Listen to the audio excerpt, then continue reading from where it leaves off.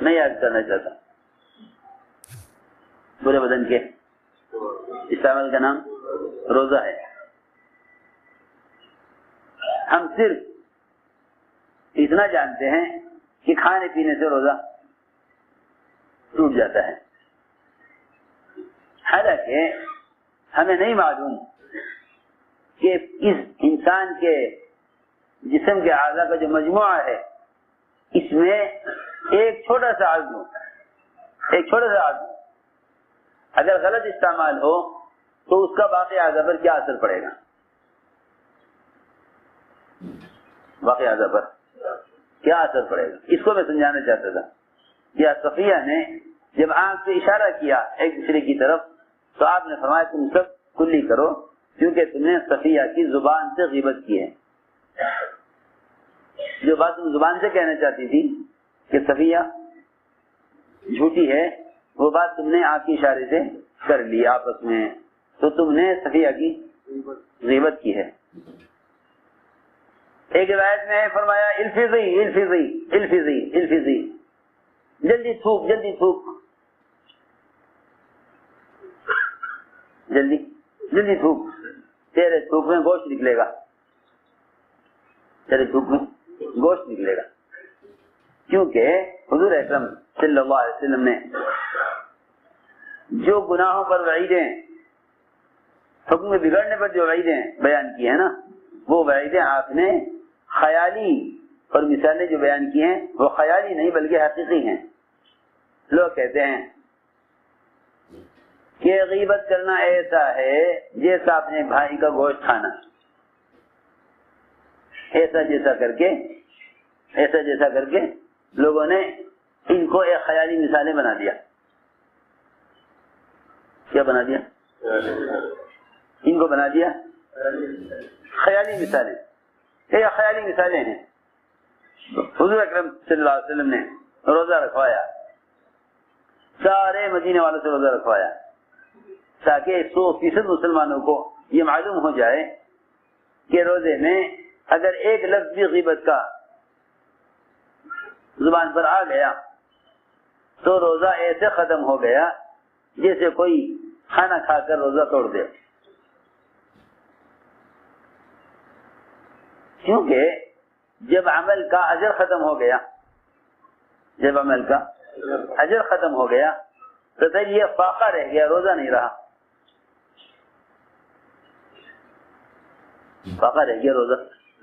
کیونکہ اگر آدمی صرف پیٹ کو پابند کرے روزے میں، اگر انسان صرف پیٹ کو پابند کرے روزے میں تو یہ روزہ نہیں بلکہ فاقہ. سمجھے ہماری بات؟ اگر روزے دار صرف پیٹ کو پابند کرے روزے میں تو یہ فاقہ ہے، روزہ نہیں. ہماری بات سمجھ میں آ رہی یا نہیں آ رہی؟ اگر صرف پیٹ کو پابند کرے کہ مجھے کھانا پینا نہیں ہے تو صرف پیٹ کو پابند کرنا روزے میں یہ فاقہ ہے، روزہ نہیں ہے. یہ فاقہ ہے، روزہ نہیں. یہ فاقہ ہے، روزہ نہیں ہے. کیونکہ میں نے عرض کیا روزے کا حکم پورے بدن کے لیے ہے. روزے کا حکم پورے بدن کے لیے ہے. جس طرح نماز ایک حکم ہے مگر سارے اعضاء سے متعلق ہے. نماز ایک حکم ہے مگر سارے اعضاء سے متعلق ہے. نماز ایک حکم ہے مگر سارے اعضاء سے متعلق ہے.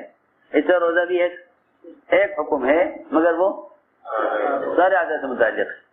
اگر ہم باتیں کر رہے ہیں آپس میں،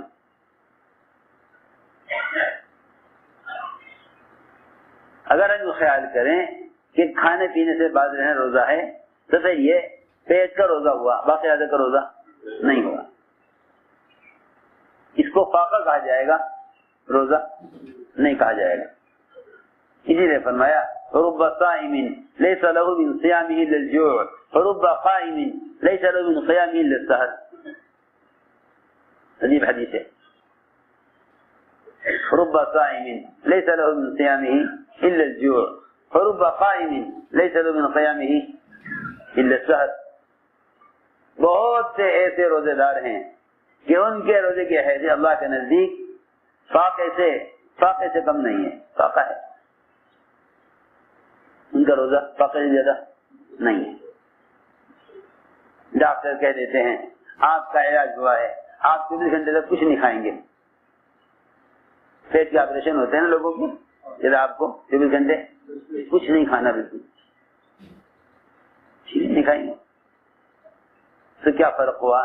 ڈاکٹر اگر ایک مریض کو 24 گھنٹے کھانے سے روک دے، 12-13 گھنٹے کھانے سے روک دے، ادھر ہم 12-13 گھنٹے کا روزہ رکھ لیں،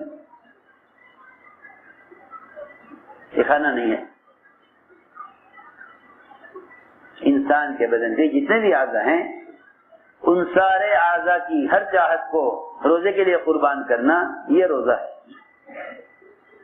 حضور اکرم صلی اللہ علیہ وسلم نے سارے مدینے والے سے روزہ رکھوایا، سب سے روزہ رکھوایا، اور یہ فرمایا میری اجازت کے بغیر کوئی افطار نہ کرے۔ ایک ایک آتا تھا آپ کے سامنے، اجازت لیتا، آپ اجازت دیتے، وہ افطار کرتا۔ ایک نے آ کر کہا کہ 2 لڑکیاں ہیں، آپ کے پاس آنے سے شرما رہی ہیں اور صبح سے روزے سے ہیں، اس وقت حالت ان کی خراب ہے، اگر اور تاخیر ہوئی تو ایسا نہ ہو کہ وہ پیاس کی شدت سے جان دے دیں، مرنے والی ہیں بالکل، آپ اجازت دے دیجیے کہ وہ روزہ رکھیں، وہ افطار کر لیں۔ آپ نے فرمایا ان کو یہاں لے کر آؤ۔ کیا شرماتی ہیں آپ کے پاس آنے سے؟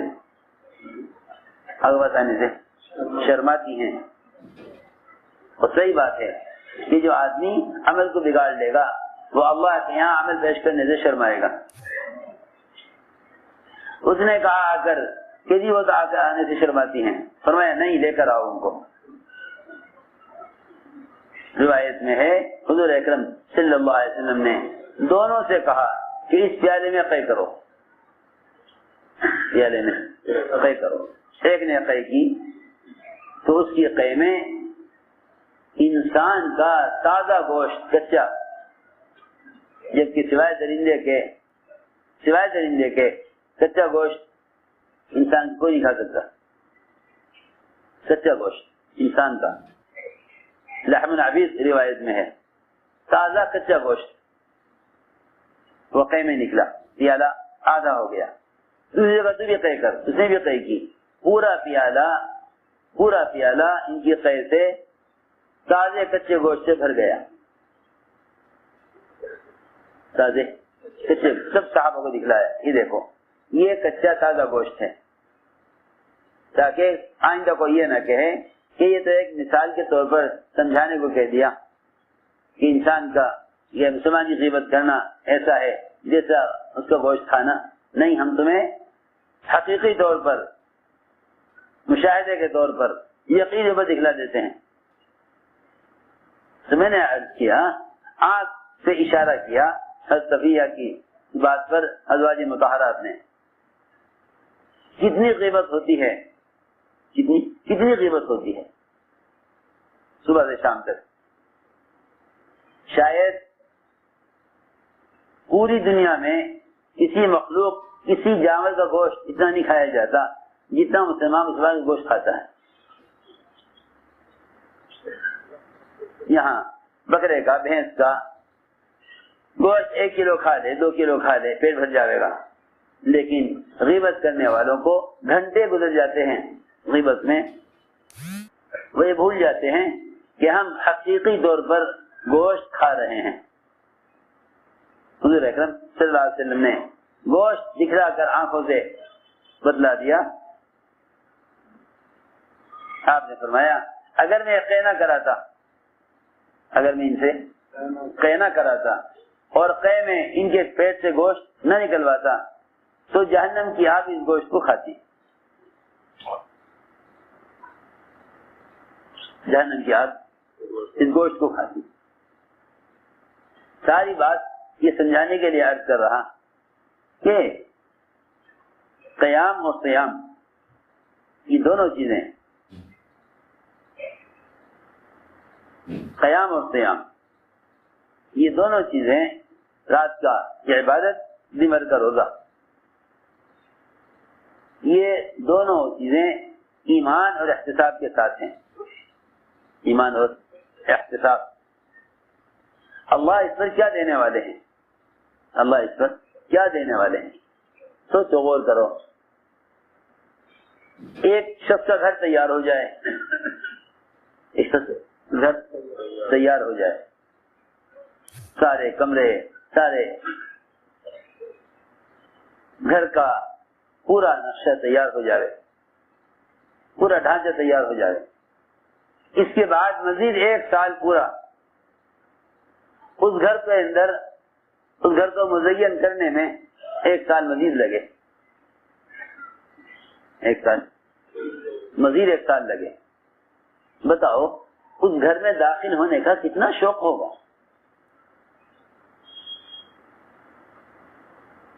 ایک گھر آدمی تیار کرے، سارے در و دیوار تیار ہونے کے بعد پھر مزید 1 سال پورا اس کو سجانے میں، مزین کرنے میں، ڈیکوریشن میں 1 سال اور مزید خرچ کیا جائے. میرے دوستوں جواب دے میری بات کا. اتنا شوق ہوگا اس گھر والے کو اس گھر میں جانے کا کہ تیار ہونے کے بعد مزید 1 سال ڈیکوریشن میں خرچ کیا گیا. یہ تو ہمارا حال ہے کہ ہم انسانوں سے کہیں کہ ایسا گھر تیار کرو، پھر 1 سال اس گھر کو مزین کرنے میں خرچ کرو. کتنا شوق ہوگا اس گھر کو دیکھنے کا. لیکن اللہ رب العزت 1 سال خود روزے دار کی جنت کو مزین کرنے میں صرف کرتے ہیں، جہاں اللہ تعالی کے ایک امر سے فرق جھپکنے کے بقدر اتنی دیر میں ایک مومن کی جنت مزین ہو سکتی ہے. ایک مومن کی جنت کو ایک اشارے سے اللہ تعالیٰ سجا سکتے ہیں، تیار کر سکتے ہیں. اور کتنا مزین کر سکتے ہیں؟ اس کے لیے ایک پورا سال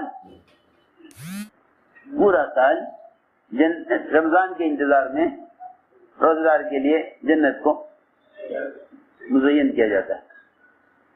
پورا سال. بتاؤ تو پھر رمضان میں کے داخل ہونے کا کتنا شوق ہونا چاہیے. 1 سال سے جس کام کے کرنے والے کے لیے جنت کو مزین کیا جا رہا ہو، اس کا کتنا شوق ہونا چاہیے. اس کا کتنا شوق ہونا چاہیے کہ پورے سال جنت کو سجایا جاتا ہے. پورے سال رمضان کے انتظار میں اور رمضان کے روزہ دار کے استقبال میں ایک پورا سال جنت کو سجایا جاتا ہے. جب اپنے گھروں کو تیار کراتے ہیں، درمیان میں انتظار کرتے ہیں کب تیار ہوگا، کب سال پورا ہوگا، کب تیار ہو جائے گا. اللہ رب العزت جو ایک امر سے سارا کچھ مزین کر سکتے ہیں، وہ بھی 1 سال جنت کے کو مزین کرنے میں 1 سال یعنی 1 سال جنت کو مزین کرتے ہیں. یہاں تک کہ روزے دار کے لیے جنت کو مزین کیا جاتا ہے. میں نے عرض کیا کہ یہ سارے وعدے ان کے لیے ہیں جو عمل کو اللہ کے سامنے سنوار کر پیش کریں. عمل کو سنوار کر پیش کریں. عمل کو سنوار کر پیش کریں. اس لیے فرمایا اللہ تمہیں آزمائیں گے. اللہ تمہیں آزمائیں گے. کیوں آزمائیں گے؟ دیکھنے کے لیے تمہیں اچھا عمل کس کا ہے. تمہیں اچھا عمل کس کا ہے. اللہ نے قرآن میں اکثر عملہ کہیں نہیں کہا. اللہ نے نہیں کہا اللہ دیکھنا چاہتا تمہیں زیادہ عمل کون کرتا ہے. تمہیں زیادہ عمل کون کرتا ہے یہ کہیں نہیں کہا. فرمایا تاکہ دیکھیں تمہیں اچھا عمل کون کرتا ہے. لوگ روزوں کا، تلاوت کا، طواف کا، ذکر کا کہ عمل کو زیادہ کرنا چاہتے ہیں. کیا کرنا چاہتے ہیں؟ زیادہ کرنا چاہتے ہیں. نہیں، اللہ نے زیادہ عمل قرآن میں کہیں نہیں کہا، اکثر و عملہ نہیں فرمایا، بلکہ احسن و عملہ. تم میں اچھا عمل کس کا ہے؟ تم میں اچھا عمل کس کا ہے؟ یہ نہیں تمہیں زیادہ عمل کون کرتا ہے، تم میں اچھا عمل کس کا ہے. یہ تو پورے سال کے اعتبار سے کہا کہ تم میں اچھا عمل کس کا ہے. اللہ اکبر. رمضان کا مہینہ، لوگ تاجر سیزن کے مہینے کو بہت غنیمت سمجھتا ہے کمانے کے لیے، غنیمت سمجھتا ہے کمانے کے لیے. تاجر سیزن کے مہینے کو غنیمت سمجھتا ہے کمانے کے لیے. دیکھو سیزن میں تاجروں کی مشغولی کا کیا حال ہوتا ہے، سیزن میں تاجروں کی مشغولی کا کیا حال ہوتا ہے. یہ مہینہ دعوت عبادت کو جمع کرنے کا ہے. لوگ سمجھتے ہیں رمضان کا مہینہ خلوت کا، عبادت کا، سونے کا ہے. یہ غلط خیال ہے، یہ غلط خیال ہے، یہ غلط خیال ہے. کھانے، سونے اور عبادت کے لیے نہیں، بلکہ دعوت عبادت کو جمع کرنے کا مہینہ ہے. دعوت عبادت کو جمع کرنے کا مہینہ ہے. کیونکہ شیطان کی قوت، شیطان کی ساری قوت دو چیزوں سے روکنے پر لگتی ہے. شیطان کی قوت دو چیزوں سے روکنے پر لگتی ہے، ایک دعوت سے، ایک عبادت سے. دعوت سے، دوسرے عبادت سے. اللہ رب العزت نے رمضان کا مہینہ شیاطین کے قید کرنے کا، شیاطین کے قید کرنے کا رکھا کہ ہم رمضان میں شیاطین کو قید کر دیں گے. میں کیا بتاؤں، رمضان میں شیاطین کو قید کرنے کی حکمت کیا ہے. تو میری بات دھیان سے سننا، رمضان میں شیاطین کو قید کرنے کی حکمت کیا ہے. اللہ تعالی انسان مسلمانوں کے اس عذر کو ختم کر کے دکھانا چاہتے ہیں کہ کوئی یہ کہے کہ میں تو گناہ سے بچنا چاہتا تھا مگر شیطان نے مجھے گناہ میں مبتلا کر دیا، میں تو نیکی کے کام، عبادت کے، تلاوت کے، ذکر کے، اللہ کے راستے میں نکلنے کے اعمال کرنا چاہتا تھا مگر کیا کروں، شیطان عمل نہیں کرنے دیتا. اللہ نے 11 مہینوں میں ایک مہینہ ایسا رکھا جس میں شیاطین کو قید کر دیا تاکہ معلوم ہو کہ شیطان پر ہمارا الزام سچا ہے یا جھوٹا ہے. خود عمل نہ کرنے کا عذر شیطان پر ڈال دینا، خود عمل نہ کرنے کا عذر. اگر یہی بات ہے کہ شیطان تمہیں عمل نہیں کرنے دیتا تو ہم ایک مہینے کے لیے شیاطین کو ہم قید کر دیتے ہیں، پھر دیکھتے ہیں کہ تم اپنے نفس کے تابع ہو کر چلتے ہو یا شیطان کے تابع ہو کر چلتے ہو. یہ سمجھنے کی بات. اب معلوم ہو جائے گا کہ بھائی یہ تو ہے، بات ہے نہیں کہ جی وہ تو رمضان میں شیاطین قید ہو جاتے تو کوئی گناہ ہی نہیں ہوگا. اب پتہ چلے گا کہ تمہارے گناہ شیطان کی مدد سے ہیں، یہ تمہارے گناہ تمہارے نفس کی مدد سے ہیں. تم پر غلبہ کس کا ہے، نفس کا یا شیطان کا؟ سنو، سوچنے کی بات. ایک مہینہ شیاطین کو قید کر کے عمل کر دیا گیا ہے. سنو میری بات توجہ سے، ایک مہینہ شیاطین کو قید کر کے عمل کر دیا گیا ہے کہ تم اس ایک مہینے میں اپنے نفس کو اتنا کچلو کہ اس وقت تمہارے لیے نفس کو کچلنا آسان ہے، کیونکہ شیطان